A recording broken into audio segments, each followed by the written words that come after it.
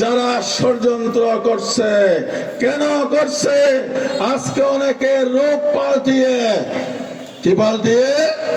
Signboard বদল করে, রূপ পাল্টিয়ে নতুন ভাবে ষড়যন্ত্র করে এই বন্দর থেকে শুরু করে সকল কিছু আবারও সিন্ডিকেট করে তারা দখল করে এদেশের মানুষকে বঞ্চিত করার জন্য নতুন ষড়যন্ত্র শুরু হয়েছে।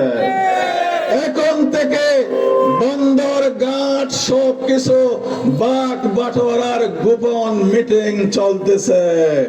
হুঁশিয়ার হয়ে যান টেকনাফের মানুষ। আপনারা যদি ভুল করেন, অবহেলা করেন, টেকনাফের সম্পদ আবারও কয়েকজন মানুষের হাতে চলে যাবে। আবার আমার টেকনাফের মানুষ বঞ্চিত হবে।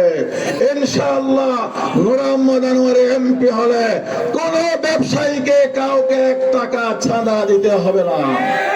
কোন টমটম, সিএনজি, কার, ট্রাক যাদের কাছ থেকে প্রতি মাসে চাঁদা নেওয়া হয়েছে, কোথা দিয়ে গেলাম, নূর মোহাম্মদ আনোয়ার এমপি হলে কোন গাড়ির ড্রাইভার কাউকে 1 টাকা চাঁদা দিতে হবে না।